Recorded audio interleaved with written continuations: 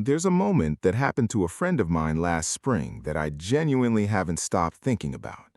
She refinanced her home in 2020 at a rate so low she almost felt guilty about it, the kind of number that made her parents shake their heads and say they wished they'd been born 30 years later. Then in 2023, her neighbor tried to sell and move across the state for work, and the math simply didn't work anymore. Same neighborhood, same square footage, but the monthly payment on a new mortgage was nearly $800 more than what my friend was paying. Her neighbor didn't move. He's still there. And the wild part is, neither of them could tell you exactly why that gap existed or who decided it should. My name is Daniel, and I've spent a lot of time sitting with that question because I think it's actually one of the most important financial questions most Americans never think to ask. The answer doesn't live in Washington, it doesn't live on Wall Street in any obvious way, and it definitely doesn't live in your bank's mobile app where the rate just appears like a fact of nature, like the temperature outside. The answer lives in a market that most people don't even know has a name, let alone that it's larger than every stock exchange on the planet combined. We're talking about the bond market. And before you close this video because that sounds like something your accountant worries about, stay with me, because this isn't really about bonds. It's about why your financial life feels like it's being controlled by something you can't see. Here's how I want you to think about this. Imagine your entire financial existence as a house. The stock market is the paint color people argue about at dinner parties. The bond market is the foundation. Nobody takes pictures of the foundation. Nobody talks about it at cookouts. But when it shifts, everything above it shifts with it, whether you're paying attention or not. A bond, at its most elemental level, is just a promise. A borrower could be the federal government, could be a city, could be a hospital system trying to build a new wing, says to you, give me your money today, I'll pay you back on a specific date, and in the meantime, I'll send you interest payments every year. That's it. That's the whole product, an IOU with a schedule. The part that breaks people's brains, though, isn't the bond itself. It's what happens to the bond after it's created, out in the secondary market where investors trade them with each other like baseball cards. And this is where the single most important mechanism in modern finance lives, hiding in plain sight. When interest rates rise, the value of existing bonds falls. When rates fall, new bonds become more valuable. Those two things move in opposite directions, always, like two kids on a seesaw. If you tattoo one thing from this video onto your brain, let it be that. Because every financial disaster you're about to hear me describe is just that one rule playing out at enormous scale. Think about why the math works that way. Say you bought a bond a few years ago paying 2% annually. You're getting $20 a year on a $1,000 investment. Fine.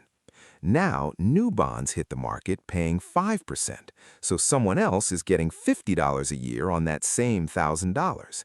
If you try to sell your 2% bond, nobody's paying you full price. Why would they? They can walk next door and get $50 instead of $20. The only way your bond becomes attractive is if the price drops enough that the fixed $20 payment represents a 5% return for whoever buys it, which means you're selling a $1,000 bond for somewhere around $400. You just lost 60% on what everyone told you was the safe part of your portfolio. And that word safe is where the story gets genuinely uncomfortable, because this isn't ancient history. In 2022, the Federal Reserve raised interest rates faster than it had in 4 decades. They went from near zero to over 4% in less than a year. And because of the rule we just talked about, the bond market collapsed. Not junk bonds, not speculative stuff, the U.S. Treasury market, the theoretical bedrock of global finance. Long-term government bonds lost nearly 40% of their value that year. 40%, the safest assets in the world. There are records going back to the mid-1700s, before this country existed as a legal entity, and that was the worst year on record. Meanwhile, the typical retirement portfolio, the classic 60% stocks, 40% bonds split that every financial brochure in America has been recommending for 30 years, lost about 17%. The safety net wasn't a safety net, it was part of the fall. If this video is rearranging how you think about money, consider subscribing, because this is the kind of conversation I want to keep having, the ones that actually change how you make decisions. Now, here's what I find financially fascinating about all of this. Most people absorbed the idea that bonds equal safety the same way they absorbed the idea that breakfast is the most important meal of the day, through repetition, not through understanding. Nobody explained the mechanism. Nobody said bonds are safe from default risk, but exposed to interest rate risk and inflation risk, and those second two can absolutely destroy you. There's actually a number that measures your exposure called duration, and it tells you roughly how many percentage points your bond fund will drop for every 1-point rise in rates. A fund with a duration of 15 drops 15% if rates rise 1 point. In 2022, rates rose more than 4 points. If you owned long-term bonds and didn't understand duration, you found out what it meant the hard way on your account statement in retirement. Here's the part that should make this feel personal, even if you've never touched a bond in your life. Your mortgage rate is not invented by your bank. Your bank looks at the yield on the 10-year U.S. Treasury, asks why it would ever lend money to you, a person who could lose their job, when it could lend money to the United States government risk-free at whatever the Treasury is yielding, and then it adds a premium on top of that for the privilege of you being a human being with unpredictable circumstances. That spread has historically been around 2 percentage points. So when the 10-year U.S. Treasury yield sits at 1%, mortgages drift toward 3%. When the 10-year climbs to 4.5%, mortgages climb toward 6.5%. That's not a policy decision your bank made, that's the bond market talking, and your bank is just translating. This same chain runs through nearly everything. The rate your city pays to issue bonds for road repairs, the rate a small business owner pays to get a line of credit, the rate on your car loan, the interest ticking up on your credit card balance. They're all in different ways priced off the foundation of the bond market.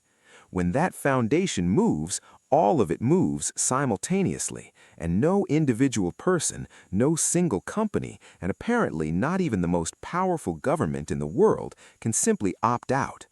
In April of 2025, after a jarring policy announcement, investors began selling U.S. Treasury bonds aggressively. Yields spiked quickly enough to cause visible panic, and within days, the administration reversed course, with officials publicly acknowledging that the bond market had gotten uncomfortable with what it was seeing.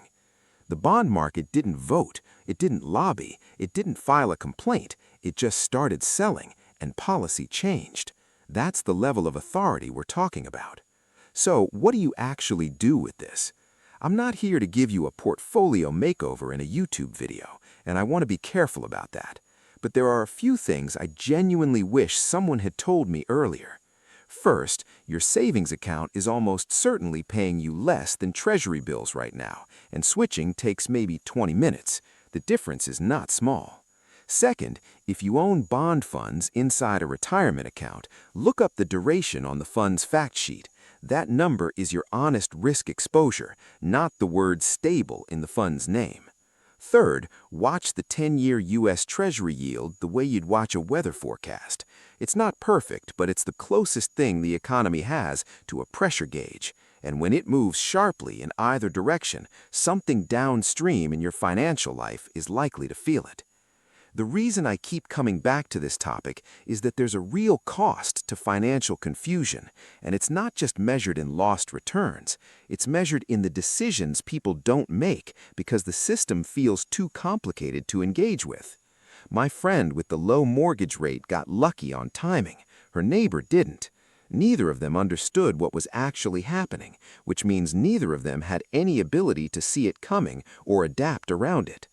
Understanding the bond market doesn't mean becoming a trader. It means understanding the invisible architecture that prices everything you borrow and everything you save.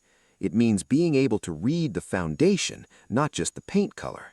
And if you found value in this conversation, subscribe, because we're going to keep pulling back the curtain on the financial systems most people are living inside without realizing it. Here's what I want to leave you with, though. There's a particular kind of frustration that comes from learning something important and realizing you could have known it years earlier if someone had just bothered to explain it clearly. That frustration is valid. The financial system benefits, in a lot of ways, from people staying confused. But confusion is a solvable problem. You solved part of it today. The question I want you to sit with is this: what other financial mechanisms are quietly shaping your decisions right now? And how differently would you be living if you understood them?